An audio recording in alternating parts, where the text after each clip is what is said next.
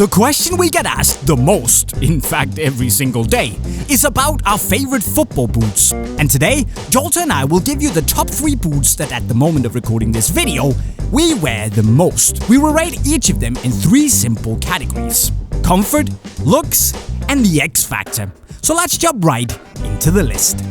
8 for comfort, 8 for looks, but 9 for X factor. This is the Nike Phantom Venom.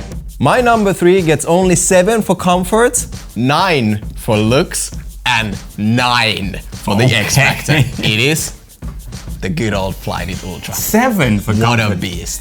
For the second place, comfort, solid 8, looks, 9. Wow. For the X factor, the Copa. Nice. Gets an 8 from myself. Now my number 2 gets a 9 for comfort, 8 for looks, and 9 for X factor. And it is the Copa 19 Plus. But my number 1 reminded me that you can achieve big things just by having solid craftsmanship, high quality materials, you know, a great fit. 10 out of 10 comfort, 7 out of 10 looks. Wow. And 10 out of 10 X factor. And while you guys out there, you kind of think, what is Jay on about here? I'm gonna let you go through yours. Well, for the comfort, my number 1 gets a solid 8. Looks, 10 out of 10. For the X factor, also a solid 8.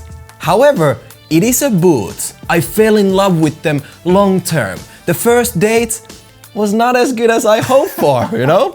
But afterwards, we built a full family. I think I know yours, and you probably know mine. Yep. But you out there should try and guess a little bit, so we're gonna give you a few clues. So as you said, you had a personal relationship with yours. I feel that the boots know my feet so well now that we also have a bit of a personal relationship. When I put these on for the first time, I expected them to be nice, but I just had this wow thing in my head. To explain my X factor, 10 out of 10, that's a lot, right? They're basically like every other leather boot out there I can reveal. It's the most comfortable thing I think I've ever worn. It feels like a speed boot. It feels like the most elegant boot you've ever put on. And it's a remake from 2002. Ladies and gentlemen, the Mizuno Wave Cup Legends. Boom. It doesn't get better than this. My number 1, it doesn't really have that much X factor, to be very honest. No. I fell in love with them in the long term, you know, after giving them so many hours that they seriously became like the perfect shape for my feet. It fits me better than the previous variation of the same model. However, there was a high initiative to wear them as much as possible, which I didn't do that much when they first released last August. Do you have any ideas yet? It's a bit futuristic. But okay, now you're talking about everything. The looks, man. Why 10 out of 10? The looks, obviously, because I designed the pair. If that glue didn't give it away, ladies and gentlemen, it is the Puma Future 2.1. That outsole is 10 out of 10 enough for me. The outsole is so sick and it looks so good on video. I know. Like looks wise, I don't care. Like it just pops, it looks so freaking good. So there you go. These are the boots, the top 3 boots that at the moment we wear the most. So as you may have expected, this is actually Q&A number 30. Number 30, you already know. We discussed the first question quite deeply. Great boots, great answers. But now we're gonna jump into football! I'm gonna start. Okay. What's the craziest thing you've ever seen during a football match? The first thing I could think about was during this national team game of Finland. They had to stop the match because I don't remember the exact name of this bird. Not an owl, but like a bigger version of an owl. There's a specific word for that bird, but it looks like an owl. Maybe it's an owl, I don't know. This guy, he sat on the crossbar and was this chilling. The whole stadium is clapping and like cheering, and it took many minutes. And since that day, the Finnish national team, like their nickname has been the Owls. Huuhkajat. Okay. Tejas Ganesh, has Mo Salah proven himself as a one-season wonder? I would say no, but I would definitely, say that a lot of the hype has definitely come back down to earth, to the mortal level below CR7 and Messi. Yeah. Because last year, let's be honest, It there was a was freak season. like there was all kinds of talk. Is he better than Messi? Like, yo, guys, Chill down. sit down, relax. Yeah. He's still doing bits. He has quality. You can't deny. But it's very difficult to, double up the season he had last year. And listen, now there's only everyone- Messi and Ronaldo who can do that. But he might be a pharaoh, but he's not the GOAT, right? Everyone on the pitch is gonna look at Mo Salah and think, oh, I'm gonna kick this guy. So the fact that, okay, he might not have had the same numbers as he had last season, but he's also giving more space, especially to Mane, because now people are looking more towards Salah, and Mane is having one hell of a season. And with those words, we're moving on to real talk. And let me take the first question. Why does Rakitic wear Adidas Predator remakes in training sessions? Probably because he likes them. Yep. The same man had another lovely question. Which football brand like Puma, Adidas or Nike has the best launch events? Okay. In my opinion, as much as I have seen on your channel, it's Puma. At the moment, I would argue it's Puma. I agree. But the story here is that like in the last couple of years, the idea of launch events has kind of changed a little bit. Oh, yes. Now it's more like, it's a little bit more exclusive and maybe like Geared towards zoned out, yeah. like, influencer kind of thing. Let's go back to 2014, 15, 16, Nike. Those launch events, Bossing it. it was crazy. It's been toned down a little bit more. Let's talk, for example, Phantom Vision. Yes. Or whatever, the Venom. No launch events whatsoever. I'm not hating, but that was their approach to launching. Or if there was an event, we were not invited.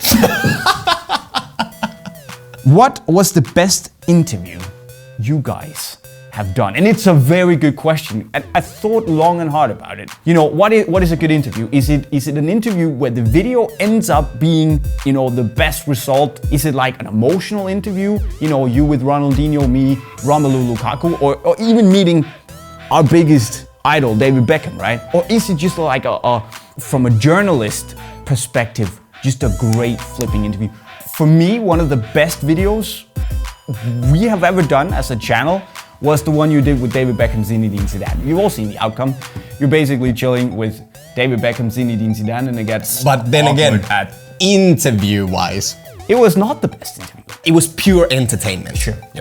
It was definitely up there as one of the most memorable things as well. But the best interview I have done, because it was a good interview and because there was a personal connection, was Romelu Lukaku. Hands down. Probably up there is our interview from last year with CR7. Yeah. The vibe in that room was like so good. Anyways, Now we move on to the boot bag. Let me take the first question here. What are the best budget boots? And it's funny you should ask because we just made a video on it. The top 5, 8, whatever best boots if you're on a low budget. Basically boots that should be more expensive than they are. And if you want to watch it, you can click the eye on your screen right up there. which boot material do you think gets the most love from consumers? Knit. I would say knit because knit is still the new, the innovative, the hype material out there. So obviously knit, and I would say synthetic. If you had to delete one silo from Nike, Adidas, or Puma, what would it be? Okay, I'm gonna jump right into it and I'm gonna give it the X. The X. I'm not feeling it. Like, You mad? that's it. Like, Puma, I don't wanna delete the one. No. Most certainly not the future. Nike, Mercurial, people will go mad. Yes. The new ones, I'm not keen on them, but the X, It's a fantastic boot. laceless, like a little bit too narrow for me. Like, it's not for me. I'm not hating on anybody who likes the X, but I could happily never see it in my life again. It looks good, but I can't play with them. I would probably go with, I'm probably gonna get some hate for this, but the Nemesis. I understand the concept. It's a great concept. It's probably the one that's easiest to understand for the consumer because it actually has some benefits. But I just feel that the silhouette, it hasn't really set itself apart enough from the X. If I was to choose between an X and a Nemesis, I'll take an X. It's not a bad boot. It just doesn't have that little extra something. I know what you mean. And now, we move on to the giveaway! And this time, the winner is gonna take home a fresh pair of Nike Mercurials. And the funny thing is that the question goes, I wore Mercurials for a week in, week out, and I got used to its weight and I loved them. But now that I switched to Puma Future, I feel the weight and I can't play with confidence. Can this happen?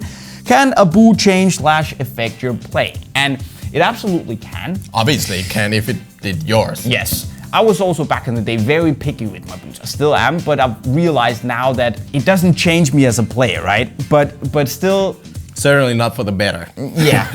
it's if it doesn't feel right, maybe it's just not the boot for you. If you takes your mind off of things, no. I definitely think that especially in that huge difference going from Mercurial To Future, yeah. Yeah. You know, but maybe you like the feeling on your toes when you're rocking Mercurials. so maybe you should stay in the Mercurial that you've just won. Congratulations. With But now those we words, move on to question of the month. Should you keep an arrogant attitude? An arrogant attitude. Because it actually helps some like CR7. Now, okay, when I first see this question, I wouldn't call CR7 arrogant. No. I know this is the forever like going on discussion, ongoing. Is CR7 arrogant or confident? What's the, when are you confident or arrogant? Some would say the whole cojones thing was a little bit arrogant. No, but you know what I mean. Don't be arrogant. That's never nice, and you're only gonna make enemies. And you're gonna, your friends are gonna be mad at you. Don't be arrogant. You can be confident. You can be confident in your own abilities, but always have some sort of, humble core in your body. Acknowledge that you're not the greatest thing on earth. It's always gonna come back at you. Yeah. Sooner or later. Take Atletico Madrid as a great example. It's great to be confident and believe in yourself, but especially in football as well, what CR7 time and time again is showing is also respect. Yes. He respects the opponents and whatever. I'm sure him and Simeone in the tunnel after the game, they were like, man, that was some good time. Everyone realizes Cristiano Ronaldo is one of the greatest players ever. So does he. Messi probably knows the same thing about himself. He doesn't talk as much about it, that's just him. But I don't think Ronaldo is arrogant. And people nowadays in general, they don't want anybody to say they're good at something. Like you said, CR7 is up there. He knows it. Everybody knows it. If he says it, is it wrong? No. Why would it be wrong? And he backs it up hard. There's a fine line between arrogance, delusion, being a cojones, and being confident. Just like believing in yourself. And with those words, make up your mind, become a great human being. And if you want to become even cooler, you have to subscribe to our channel. Hit the bubble over there, watch some more Q&As down here, or if you want to learn some skills, watch some videos right down here. And obviously, if you want to get some cool boots, hit the link right up there. Right over there, guys. Remember some questions right down below. With that said, we're signing off.